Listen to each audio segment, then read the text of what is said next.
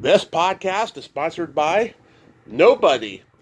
Hey dudes, welcome to Splat from the Past, the only 80s themed hard sci-fi show where things can get totally radical. Now, I am so excited for today's show because I have wanted this guest for a very long time, and I'm talking about Darby Hinton. Yes, Israel Boone himself from Daniel Boone, celebrating its 60th anniversary of when it started back in 1964. And I am so friggin' excited. And he's been in a lot of Greydon Clark movies. As you all know, I've had Greydon Clark on. And he was in Greydon's movies like High Riders, Without Warning, The Return, etc. And he was also in Goodbye Franklin High, and he guest starred on so many great shows back in the day, The Adventures of Ozzie and Harriet, Wagon Train, etc. And we're going to talk about a lot of that stuff today. And he has a new movie coming out, a Western called Once a Hero. And he's doing a live stage reading of The Ladies from Lonesome, which is presented by Rob Ward's A Word on Westerns. And you know, I had Rob on last week, so it's going to be an interesting conversation today. Also, happy birthday to my dad. He turned 67 today. I can't believe it. I've known him since he was 26. Time fucking flies. Happy birthday, Dad. I love you. Rest in peace, John Candy. He passed away 30 years ago. He was a legitimate comedy hero of mine. I feel bad for his family every day. And yet, two more guests of mine have passed away this weekend.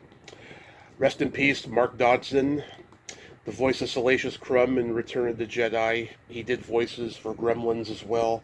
I met him at Creature Features, Creatures Con back in 22, and he told me he normally didn't do podcasts, but he agreed to do mine, and we did it on December 21st, 2022. Go listen to that episode, number 1692. He was a great guy. Rest in peace, Mark. And rest in peace, Don Gordon Bell from Apocalypse Now and the Boys in Company C. We did that talk on May 24th, 2023, last year. I think he knew something was wrong with him. I could just sense it in hindsight. You know, during that interview, I was like, wow, he's really emotional talking about this stuff. Um, yeah, it's really, really tough how life fragile is. Really, it really, really is.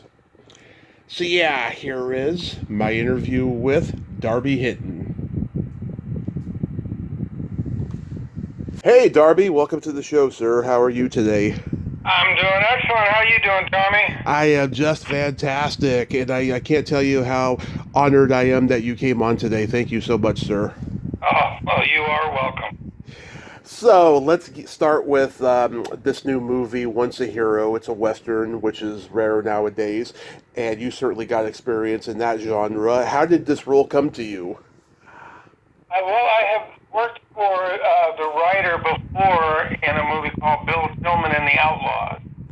Uh huh. Had a great experience with that.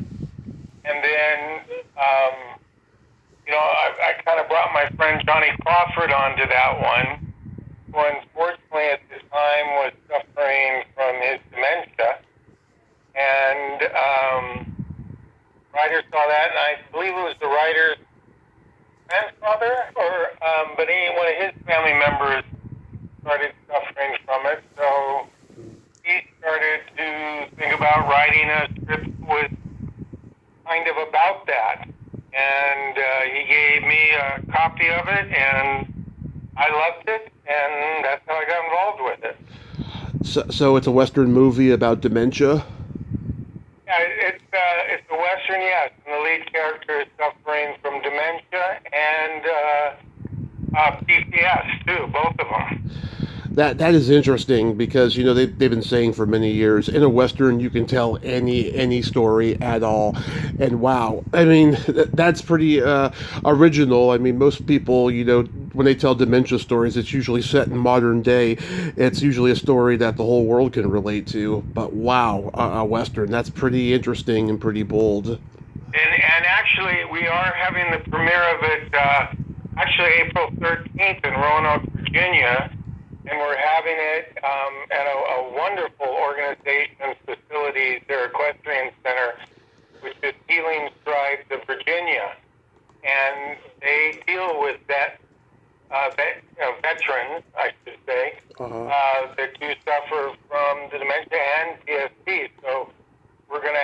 the premiere there, and all proceeds from that premiere are going to go to the organization Healing Stride. I'm really thrilled and honored about that we can put all that to good use. Ah, that is so interesting. And I noticed you got a really good cast here. You got Johnny Cash's son in there. You got Mary Badham from To Kill a Mockingbird. Bobby Carradine, great guy. I've met him. And you shot this in Baltimore, PA, and Virginia.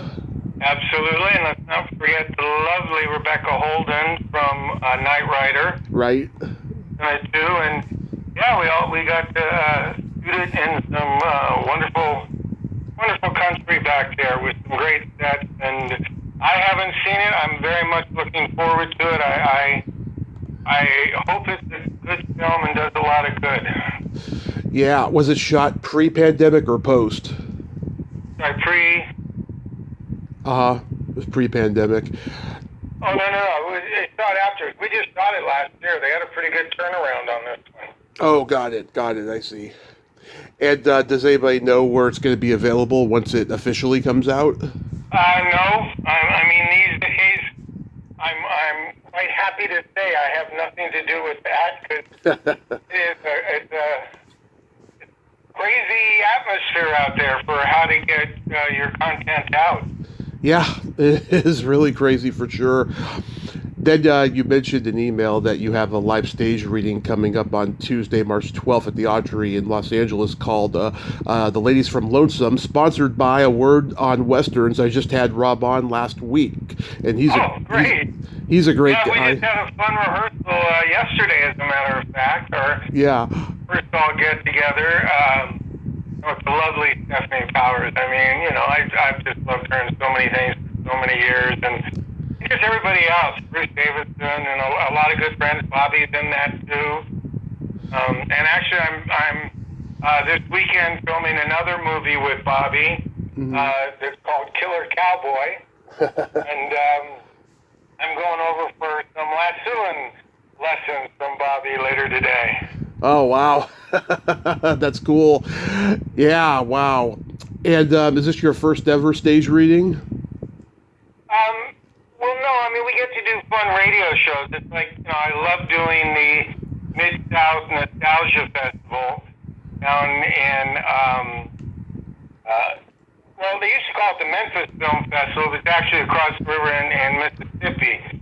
But I'll be doing that later in June. But we always do a radio show one of the evenings at that festival too. Wow. So it's kind of a regular thing for you then. Yeah, well, I don't know about regular, but it sure is a lot of fun. The one for the Mid-South Nostalgia, which let me recall, I believe it's June 6th through 8th is when that one is. We always have a lot of fun with that. We might take a little bit more liberties during those old radio shows than we are with this one, because Bill Kennedy, he was a great writer, and so it's a little bit more reverent. But at the film festival, we always take old radio shows and we even throw in the commercials and stuff, and we just have a lot more fun with that one. It's a little bit more tongue-in-cheek. Is Rob usually the MC? Not down at Mid-South, no. Okay. Yeah, you also got Irene Sue in there. She's been promising to come on here for a while, but it hasn't happened yet. Maybe you can give her a nudge for me. Okay. So, going back in time, your dad was a character actor, Ed Hinton. He was in The Ten Commandments, The Buccaneer, Gidget, lots of good stuff. And he passed when you were a year old. But you got to be on Playhouse 90 with him shortly before he passed. So, it's safe to say you were a born actor. Well, actually, I wasn't on it with him. Oh. And the reason I did get on it is because he used to love to joke that I had two older sisters, and they started acting when they were very young. And then when I was born, they would always ask me, well, how about your son? Is he going to get in the business? And he'd go, I don't know, the kid's 2 months old and hasn't worked a day, and the kid's, 4 months old, he's a bum, he hasn't worked a day. And it drove my mom crazy. So she actually put me on Playhouse 90, or got me on Playhouse 90, without letting him know, and then made him watch it. And then he sat there and watched it, and at the end of it, he just turned there and goes, Marilyn, you sure know how to ruin a good joke. Yeah. You played a hobgoblin in Son of Flubber. Do you remember anything about Fred McMurray? No, I don't remember that much about Fred McMurray. Mm. I remember how I got that is I was on the Disney lot, Mm. and we were in the commissary, and Walt Disney came in, and my mom's like, go over and talk to Walt, go over and talk to Walt. I'm like, what? And I'm like, okay. You know, so I went over and talked to him, and you gotta remember, I think I was 4 or something at the time. Mm-hmm. And I went over to him, you know, hi, Mr. Disney, I'd really like to be in one of your movies. And he looked down and goes, well, I don't know, son, you're pretty small. I don't know if you could carry the dialogue. And that got me mad, and I looked at him and goes, what do you mean? I'm strong. I can carry anything. And he just gave me a big belly laugh and sent me right over to wardrobe, and that's how I got that part. Wow. Yeah, it was back in the day when you could actually get parts like that. You know, now you have to go through a committee to get any part, even if you're an extra. Yeah, it's true. The days of, you know, one head to the studio or something coming up with the ideas and green lighting stuff is definitely over. Yeah, it's sad. It really is. I see you guest starred on Mr. Ed. I saw a still of you. You're like 5 or 6. You're wearing a suit, and you're watching Alan Young being made up in his dressing room and everything. What do you remember about that experience? Oh, the thing I definitely remember about that was I had watched the show, Mm-hmm. so I was very excited to actually be on it. And hold on one second. Bobby actually just texted me. Let me just tell him I'll call him back. I watched the show and I love Mr. Ed. Mm-hmm. But, you know, the part I had, I was supposed to kick Wilbur. And I'm like, I don't want to kick Wilbur. I like Wilbur. And they're like, oh, no, don't worry. And you got to remember back then, you know, kids didn't have tennis shoes. Their shoes had hard wooden soles on them and stuff. And they're like, oh, don't worry. And the prop guy brought me in the metal shin guard. Yeah. And said, look, we're going to put this on him. You can kick as hard as you want. It's not going to hurt him. It'll be fine. I'm like, oh, okay. Well, you know, now I want to do really good and, you know, impress Wilbur and standing there with Mr. Ed. So we were doing the rehearsal. I said my line, he said his, and I went and kicked him as hard as I could. And he hadn't put the metal shin guard on yet. Oh. So he starts jumping up and down on one leg and yelling and cussing, and I was like, oh my God, I've hurt Wilbur. And then, of course, the hard thing was then I was supposed to turn around and actually do it for the shoot. And I'm like, I don't want to do it. And they're like, no, now you can. And so that I remember. Yeah. You guest starred on Wagon Train. Catherine Crawford played your mother. Do you remember anything about that? I remember it was a lot of fun with horses and wagons. So that's probably pretty much what I remember about that one. So legend has it you were at 20th Century Fox to audition for The Sound of Music, and you went into the wrong line, and that's how you were cast as Israel Boone. That's very true. Well, actually, no, I wasn't cast as Israel Boone. I went in there, and I'm sure the secretary took me in ahead of everybody else as soon as I showed up in the room in a lederhosen and a knee-high sock. Mm-hmm. And she took me into the room, I think, just to give everybody in there a good laugh. Because, you know, it was full of all these big people and big desks. And they actually, I had a great rapport from Fess from the beginning and made him laugh. And, you know, I left that office, and my mom was running up and down the hall because she dropped me off early and said, you know, just go in, they're waiting for you, you know, go and tell them your name. And like you said, I got in the wrong line. So when I came out, she's like, where are you? They've been waiting for you upstairs. I can't believe this. What? And I'm like, well, I don't know, Mom, but whatever's in there, I got it. And they were casting for Israel Boone. It was the final callback. And there was a kid that got the part as Israel Boone. But I guess Bess liked me so much, they made another son. I was the younger son called Nathan Boone. But then during the pilot, when we were shooting it, I made good friends with George Marshall. I don't know, I just really liked him for some reason. He was a big, rough director that used to talk through one of those phones that the old directors and yelling at everybody, and I just sit on his lap and have a good time. And he wrote a scene in the pilot for me where flaming arrow goes into a powder keg, and I run out from the kids and pull the arrow out and stomp on it and put it out and run back. And Becky runs over, oh, Nathan. And I guess they saw that in the dailies, because the next thing I know, that they came to me and said, you know what, your name's no longer Nathan, you're now Israel.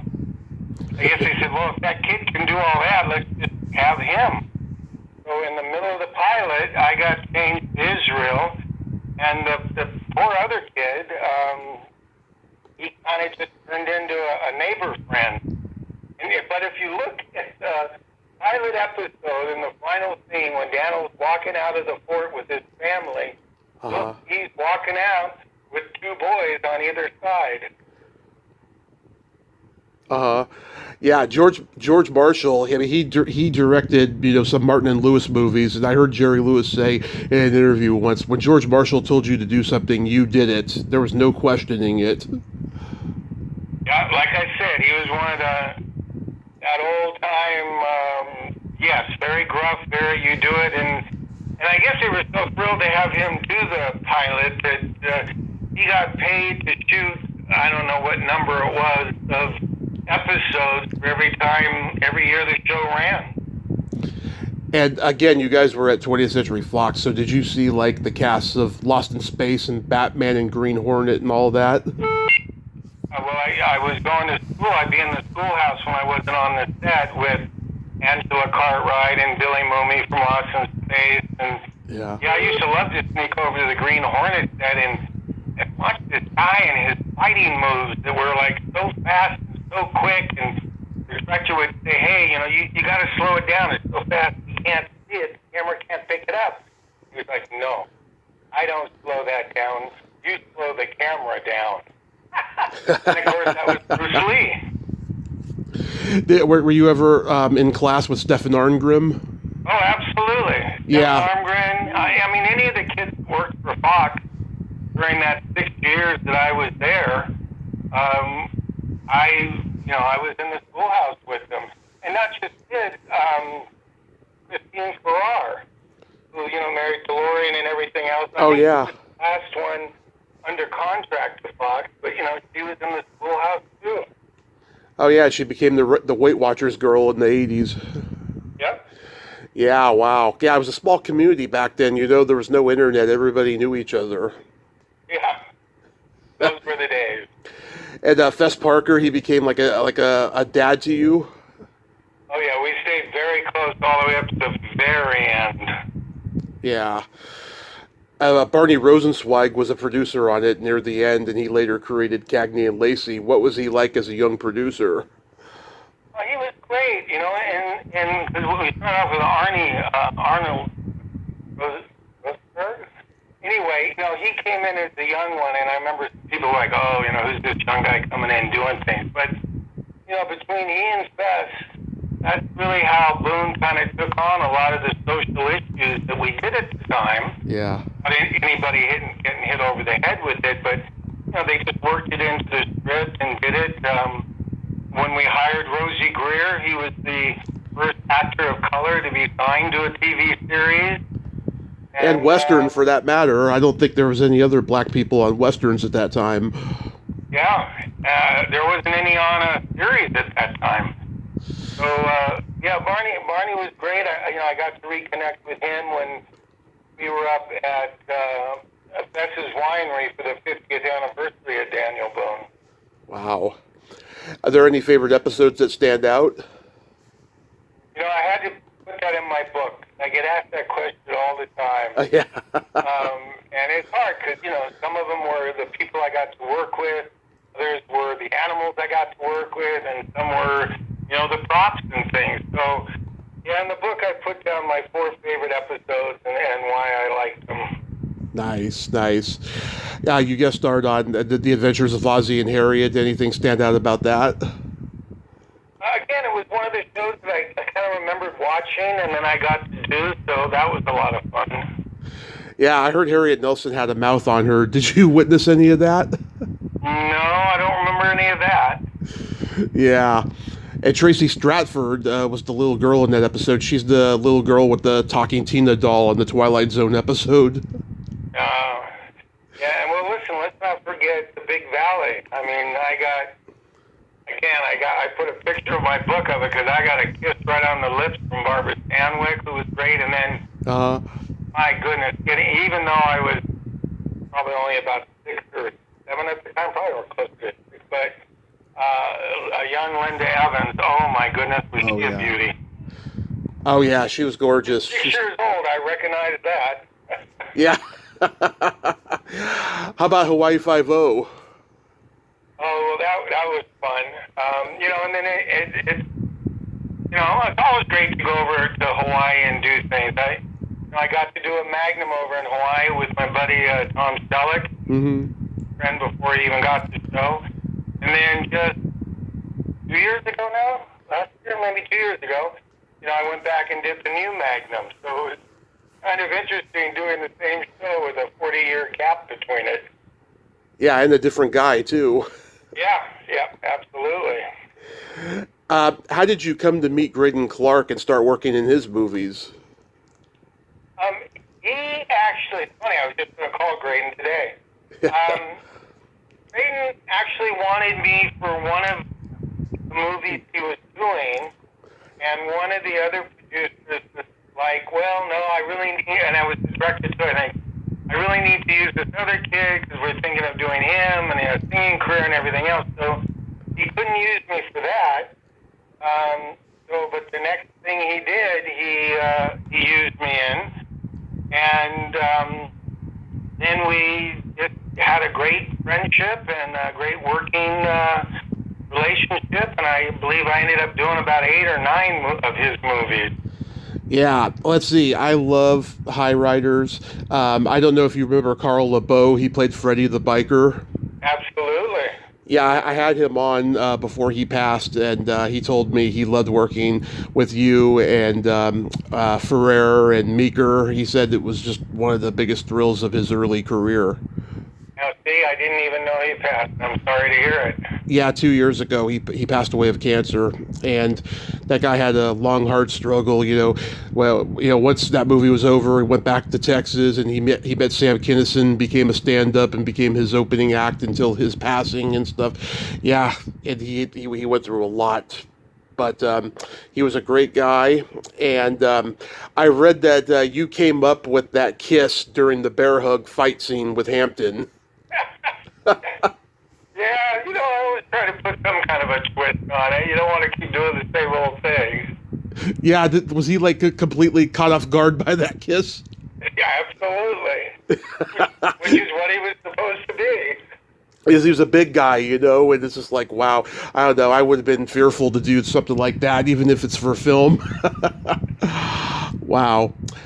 Fortunately, after watching Bruce Lee on the show, and then, once I left the series, for the first time, I had to go back to public school, and, I hadn't been in there, and anybody that's been into high school knows it can be a pretty rough place, especially back then when nobody really paid attention to bullying and stuff, and, I got my nose broken a couple of times the first few months I was there, because I didn't have any older brothers, I didn't have a dad, and it started picking on me, hey, let's see if you're as tough as you were in Daniel Boone, or, my girlfriend thinks you're cute, and he kind of pushed me around, and I wouldn't know how to fight back, so it really became a thing for a while, but then, all of a sudden, one time, a kid pushed me a little too hard, and I realized that the stuntman really had taught me how to fight, but it was always without connecting. Yeah. So if I just did the same thing and took one step in, it connected. And then after that, I thought, well, you know what, maybe I should learn this martial arts thing. So it kind of led me on a lifetime path of learning martial arts, and certainly because of Bruce, I tried to follow in his footsteps. I went to Hong Kong, where he studied. I became a student of William Chung, who's the world's Grand Master of Chung, who actually taught Bruce and was kicked out of Hong Kong at the same time Bruce was. They formed a little gang together. And then I also studied a lot because he was down in Australia, so I get to study with him on and off. But then I became a full-time student at Danny and Asanto. Bruce's #1 student.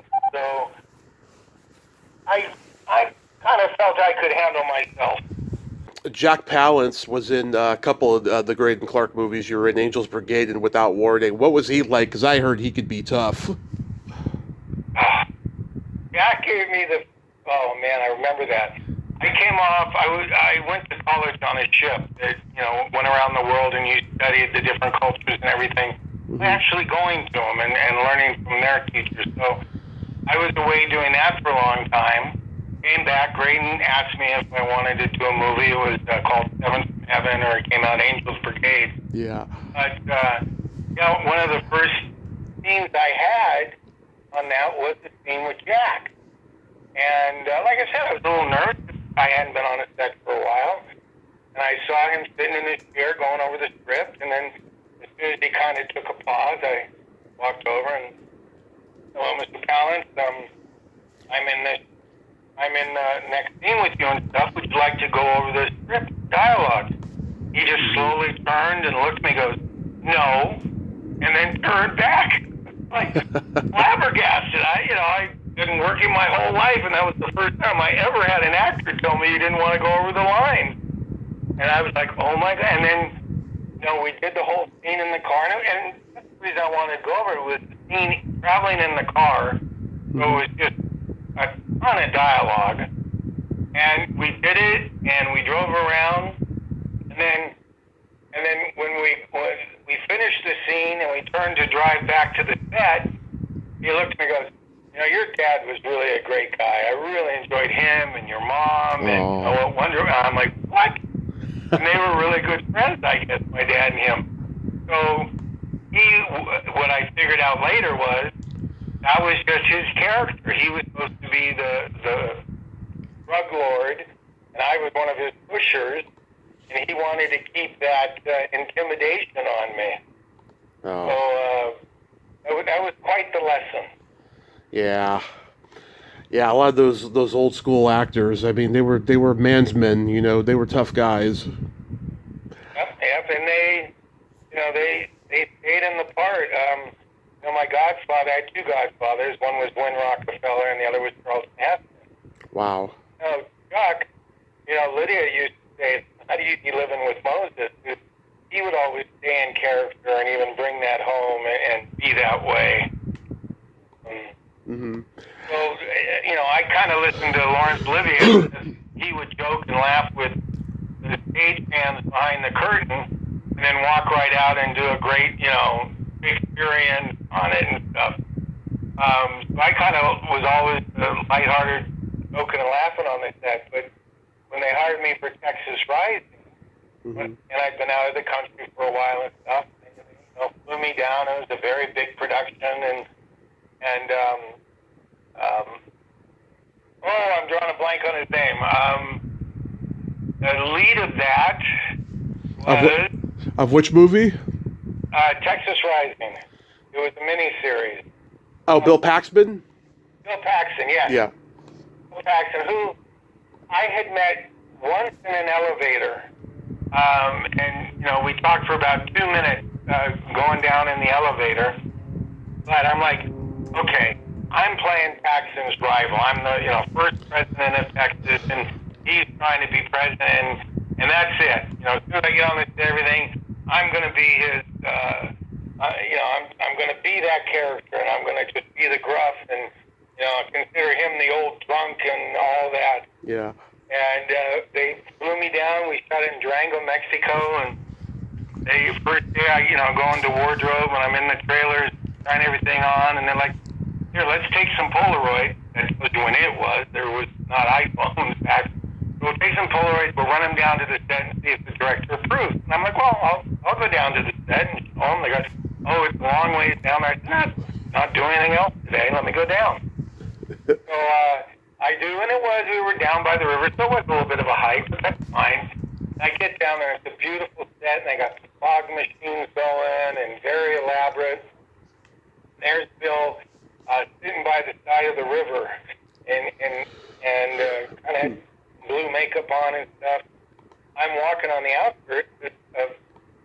set because, I don't want to get in the middle of anything. I didn't know anybody on the set at the time. And they yelled cut, and he turned around like, Darby, welcome to the set. How you doing? I'm like, I was shocked, first of all, that he even remembered me.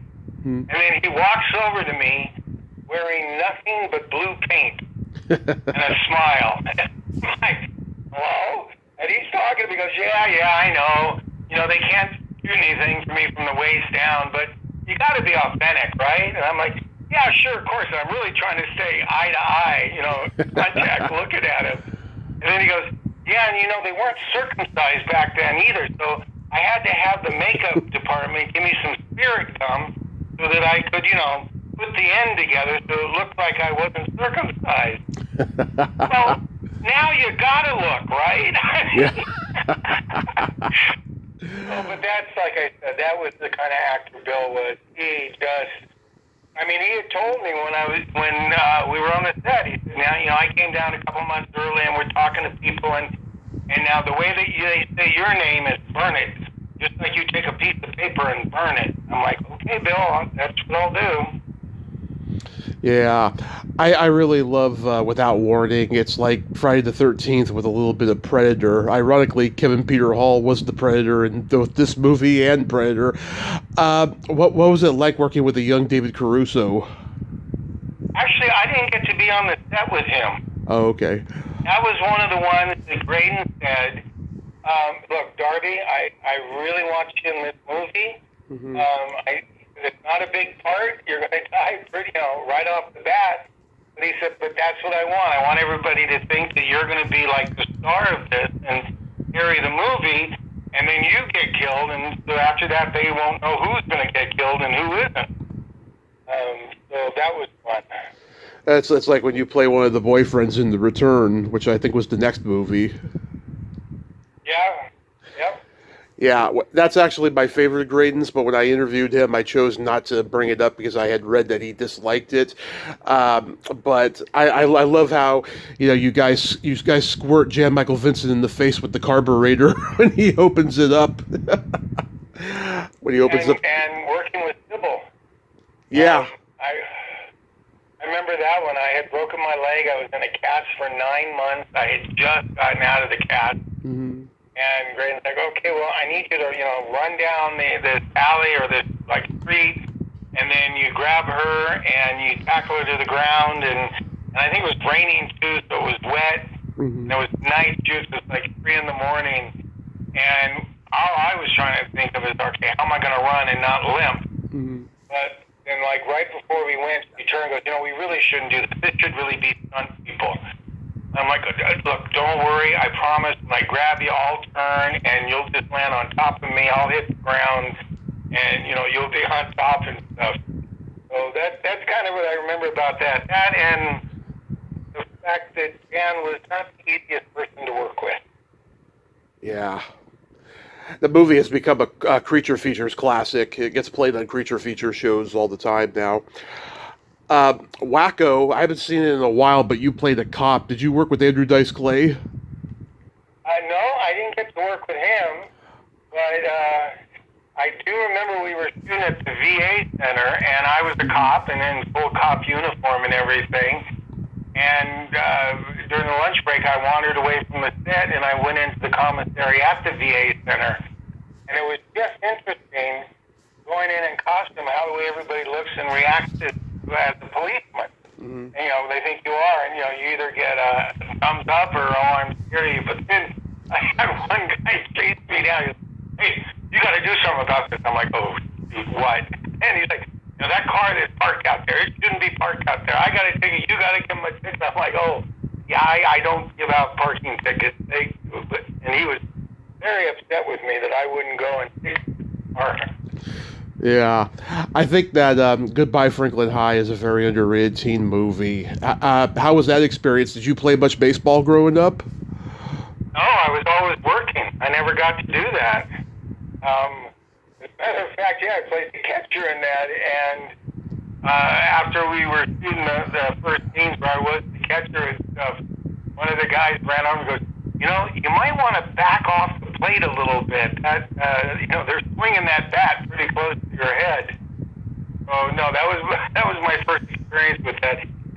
actually the first time I met Greydon. He came on that set, and that was his one, Lane Claudel, I believe it was. Yeah, Lane Cadell, and I saw his IMDb recently, and like the guy didn't do anything for 30 years, and then like a couple of years ago, he was finally in a movie again. I wonder what he was doing, you know? Yeah, and I think he was the one. It was Satan's Cheerleaders was the one Greydon did. I think that's the one.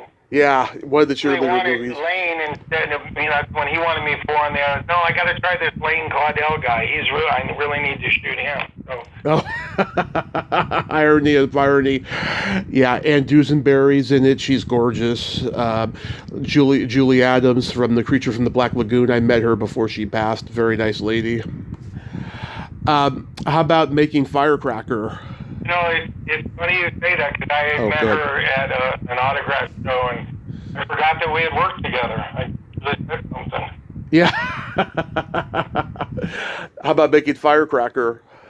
Oh, well, that's a lot of fun. That's one of the things I love about acting and movies, is traveling all over the world and doing it. I got to Romania, Bulgaria, and Russia, and that, of course, is down in the Philippines. And I had been to the Philippines earlier, like I said, when I was on my college trip. And, it was okay. I didn't think I'd have any reason to ever go back. Actually being down there and shooting for that many weeks and getting to know, people from the set, and then welcoming in their home and getting to see it from their perspective and stuff, I really had a great time. It was a lot of fun.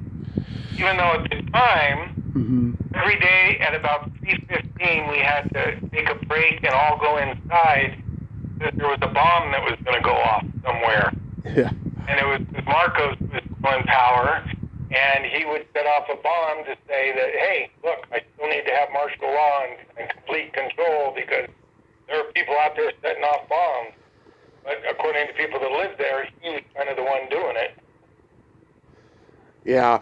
Don Gordon Bell, who played the gladiator in the movie, he passed away recently. I interviewed him last year, and we went on a little deep dive on the movie and stuff. I don't remember anything he said. I have to go back and listen to it, but he was a good guy nevertheless. Yeah, it was a lot of fun. And you played a badass action hero in Malibu Express. How was that? The cowboy who couldn't shoot straight. Yeah. That's why, when I showed up on this set and they just had this regular, little 45 for me, I go, no. If this guy can't shoot straight, he's got to have a big gun. But, yeah, what a fun movie to do. I think there were, 7 Playmates in it, and including Playmate of the Year, and the young Linda Weissmiller. Oh, what a sweetheart she was. Yeah, Sybil Danning, she was like the queen of the B movies at that time, and Art Matrano, very funny guy that we lost recently. Yeah, Art was a good friend. I actually first met Art in Jamaica. I used to always come to the place there, and he was down there, and I met Art, and we were very good friends. I loved him. Yeah, it's amazing how he lasted as long as he did, after that accident and everything, and he was in the wheelchair. That's what I call a brave guy, and he had his own one-man show about it too. Absolutely. Did you ever go see it? I went and visited him in the hospital right after that happened, and he had his head in the halo and screws and things holding his neck on straight, and yeah. I spent time with him in the hospital, and remember he gave me that book to read, The Road Less Traveled, and said, here, Darb, you should read this. And then I got to see him, after the one-man show, and in L.A. a little bit before he passed. How about working with Kathleen Kinmon in Punctual Zero? Oh, Kathleen, what a wonderful, she was a lot of fun. Yeah. We were shooting that over there for, probably 5 or 6 weeks before she joined the cast, and just did a lot more fun. Yeah, she's a sweetheart, very flirty and very fun, great sense of humor. So, do you have any autograph shows coming up, appearances, or anything else? Yeah, well, like I said, I got the Mid-South Nostalgia Festival coming up. Mm-hmm. The premiere in in Virginia on the 13th. And I got a couple movies coming out. I got Ken Spurgeon, who did a great one, Contested Planes, which unfortunately is held up in litigations, but I hope he gets that. It's a wonderful little movie I saw. But then I just shot for him with Bailey Chase, Longmire, and Mary McDonough, who I've got to work with a number of times, is great. For the Waltons. We did that. It's based on the book Sod and Stubble. That should be coming out. And then there's a short that I did with Brennan Byrne, who I'm sure is going to be a director everybody's going to hear about. That's called Speed. So there's some fun things coming out. Fabulous. And that What's a Hero screening you said was April 13th? April 13th, yep. Awesome. In Roanoke, Virginia. And the Ladies of Lonesome reading is March 12th at the Audrey. Darby, right. And if anybody's going to come to that, I already hear that, it's free for people to go in. So I hear there's going to be a big crowd. So if they're going to come, they should come early. I hate to come turned away. Yes, come early, come all. Darby, thank you so much for coming on today, and I hope you're having so much fun, working and meeting the fans, and, maybe I'll see you at a convention someday. You got it, and if anybody wants, I know I need to keep my calendar more up to date, but, darbyhinton.com, I keep a calendar there of appearances in different shows that are going to happen. And then I have a very fun group on Facebook called Darby's Darlings and Dudes. And like I said, it's a fun group because my only rule to stay in that group is anything that gets posted has to be stated in the positive. Awesome. You have a great day, sir. Be safe out there. You got it, Tommy. It was fun talking with you. Thank you so much, sir. Bye-bye. Well, there you have it. Darby Hinton. Ain't he a cool dude? Wow.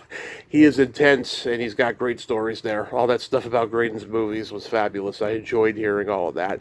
And go see the live reading with all those big names at the Autry in Los Angeles, March 12th. Well, until next time, this is Tommy Throwback Kovac saying there's no shame in living in the past because the present sucks. Later, dudes.